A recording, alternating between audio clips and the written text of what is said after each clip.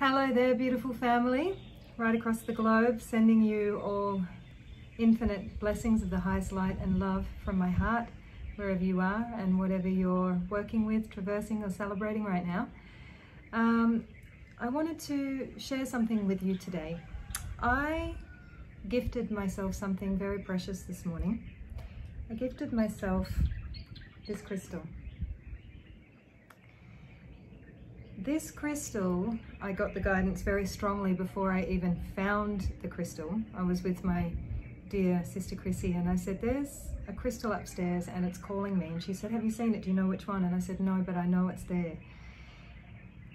I woke up this morning having that feeling, and I think you know the feeling that I'm talking about well, of the pop through. You know, the week before last, I took a group of women on a very, very powerful pilgrimage to the 9 temples of the 9 directions in Bali. In fact, it was less than a week ago that we completed, so not even that long ago. That is a very, very powerful journey. It is something that requires a lot of presence, a lot of focus, a lot of commitment, a lot of determination. It's something that, I wrote a post on this actually, but it's something that's not offered to you, it's not something that you just take or that you ask for generally. It's something that is offered to you, as most initiations are, by an elder, or in this case a priest, because we're in Bali, a mangku, when you have been working with that person for a time and they can see that you are ready. And a couple of years ago I began that initiation myself, and often it can take a year, maybe more, to actually work your way around these temples. Why 9 directions? Because in Bali they work with the 4 cardinal directions of north, south, east and west, and they also work with the ley lines of northeast, northwest, southeast, southwest, and then the 9th direction of course is in the center. When you do this, it's like weaving an energetic web, if you can imagine. You receive a stamp from the ancestors, you receive blessing from the ancestors, and it's a very, very, very powerful process. And we did it in 4 days. Now, why did I offer this journey? It was about 2 weeks ago when Adi Buddha and I were working together in Nusa Penida. We had been into a very powerful temple called Yang Giriputri, which is a cave. And in that cave, a very, very clear guidance came, a transmission came. And before I even knew what I was saying, the words were coming out of my mouth to Adi that I felt that it would, if he was open to it, that there's a small group of women that would be ready to undertake this pilgrimage to these temples. And so we were a very small group. I knew who needed to be there, but I knew not all would be able to make it because the constellation was specific, and the ones that came were the ones that were perfect for that time and space. And we worked really in a really focused way and very, very deeply. The integration has been massive.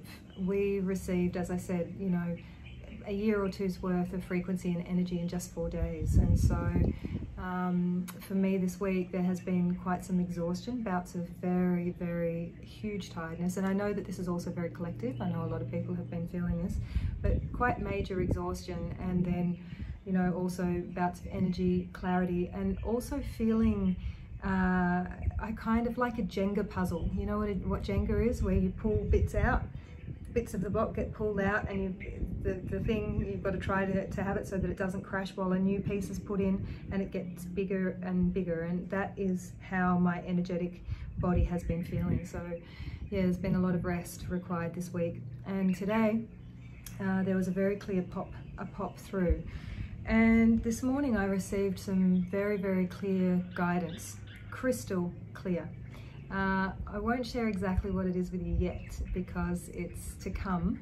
One of the things I will say is that there will be a group happening in Peru next year that are only for the graduates of the trainings that I offer. And this is for a very specific reason, because they showed me that the time is now for us to go very deep in a very focused way, that the technologies and the ancient wisdom and the new wisdom, you know, the universal wisdom of awakening and consciousness, or the awakening of our consciousness, of our oneness, needs to happen, and it needs to happen quickly.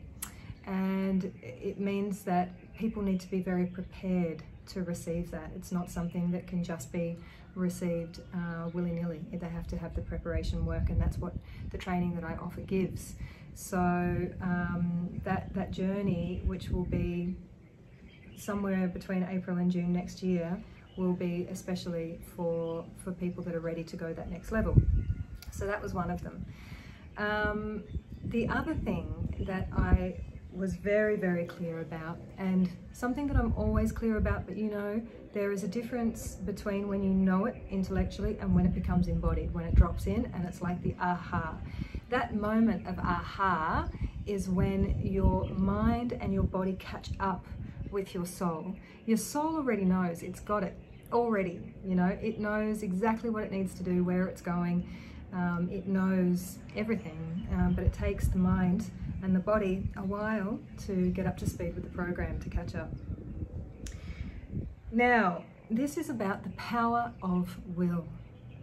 The power of will, meaning different to willpower. The power of will means becoming so clear, so crystalline, so grounded and strong in our center that we are able to decide what we are going to do with our processes, how we're going to receive energy, how we're going to give energy, how we're going to work with energy. You know, the two major energies are Sami, the refined light energy, and hoocha, which is the heavy energy.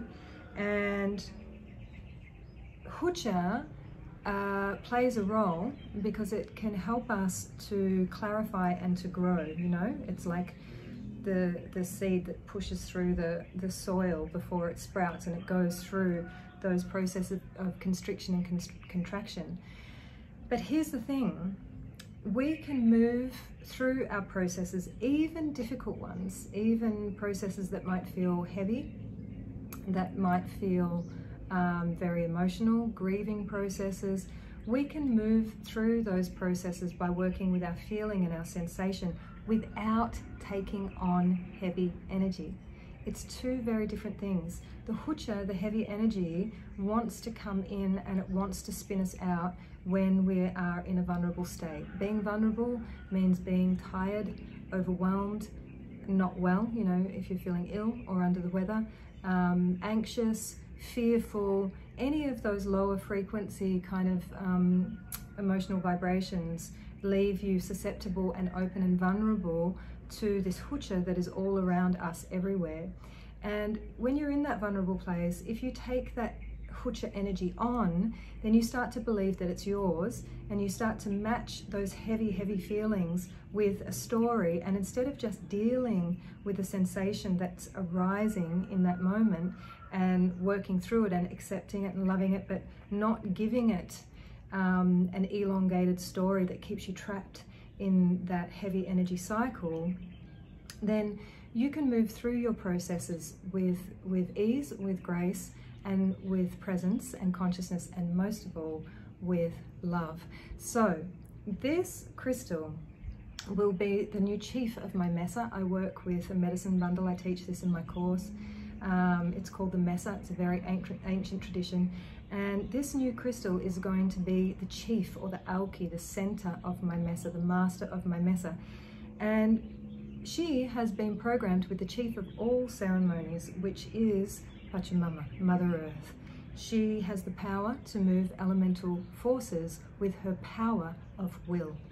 And this is also the medicine of the Puma. It's the medicine of Munay, and Munay is the medicine of unconditional love, otherwise known as the power of will, right?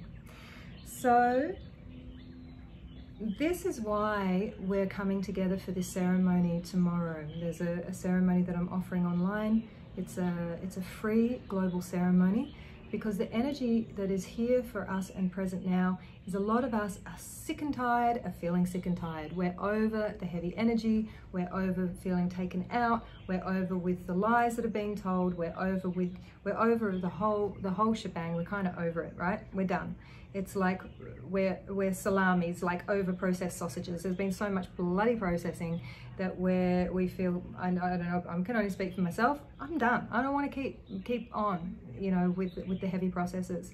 The way that we're going to move that and shift that is through developing a unity consciousness, through working in collaboration with our community, through creating strong energetic fields that we can work within and actually start to move, change, and receive the necessary, not just new codes and frequencies, the ones that have always been there, to reactivate that dormant DNA that lies within every single one of us, that strand of DNA that remembers. We need to get that moving, activate it, receive all of the information, the codes, you know, you hear that word bandied around so much, but for want of a better word, the transmissions that we need to fully step into being the luminous leaders that we are, right? And to learn how to come back to center and to exercise our power of will by becoming extremely conscious about what is coming to us